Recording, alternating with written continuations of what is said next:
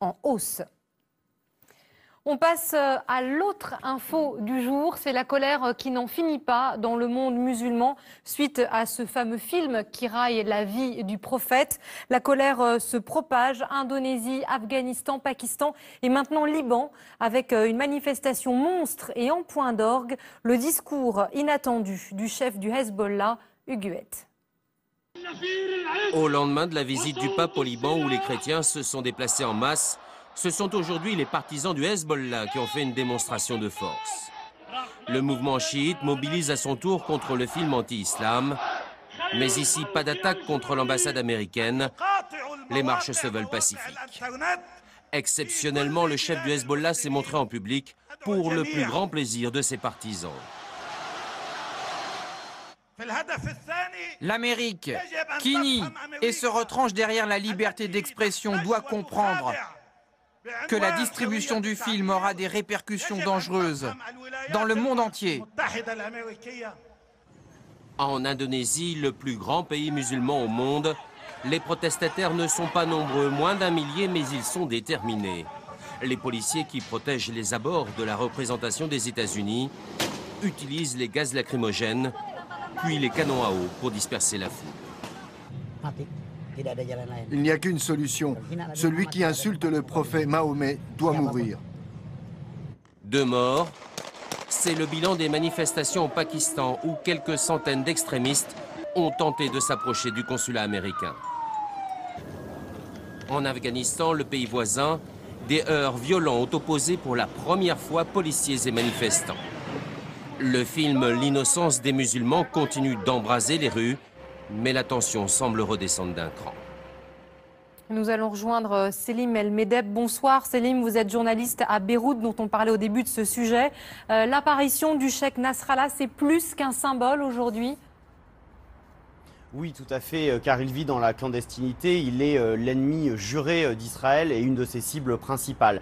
Alors, cette apparition aujourd'hui était une manière de reprendre la main, de ne pas laisser le champ libre à l'autre grand ennemi du Hezbollah, que sont les salafistes sunnites qui ont, eux, manifesté depuis quelques jours. Le Hezbollah a attendu le départ du pape du Liban pour se livrer à cette manifestation. Une manifestation ordonnée, une manifestation pacifique, et c'est important de se distinguer donc des manifestations violentes qu'on a pu voir du côté des salafistes. Pour le Hezbollah, c'est très important. Une manifestation avec des propositions. Hassan Nasrallah propose que la Ligue arabe se réunisse d'urgence et propose des législations internationales anti-blasphème. Malgré tout, le ton reste très ferme. Il a dit que les personnes qui ont produit ce film seront punies, et où qu'elles soient, et que personne ne pourra les protéger. Enfin, c'est une manière pour le responsable du Hezbollah de redorer un peu le blason du parti chiite au sein d'un monde arabe très majoritairement sunnite, car depuis le début de la crise syrienne, il a perdu beaucoup de crédit en soutenant le régime de Bachar el-Assad,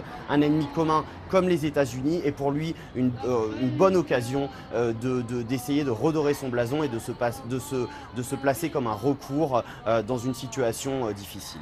Merci beaucoup pour votre analyse, Selim El Medeb. En France aussi, des manifestations anti-américaines se sont organisées à Paris, suscitant de nombreuses réactions.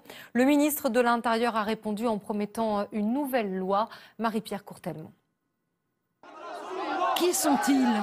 Des jeunes habillés de façon classique venus de banlieue. D'autres plus âgés sont vêtus de djellaba, portent la barbe et se réclament du mouvement salafiste. Une pratique de l'islam étroitement surveillée par les services de renseignement français. L'immense majorité est non violente.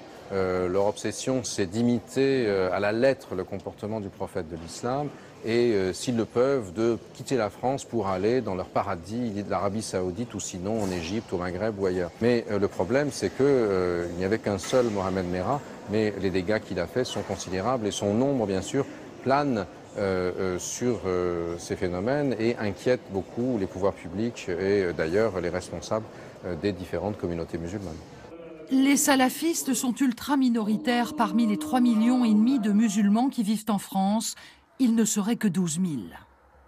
3 grandes tendances. Une tendance plutôt missionnaire qui cherche essentiellement à convertir. Une tendance plutôt quiétiste qui cherche vraiment à vivre la vie de tous les jours. Et puis une tendance qui est djihadiste, qui veut imposer, quitte à ce que ce soit par la violence, par la force, ses convictions. Samedi, sur 250 manifestants, 150 ont été interpellés par les forces de l'ordre. Ils ont tous été relâchés, mais aux yeux de la police, beaucoup sont sortis de l'anonymat.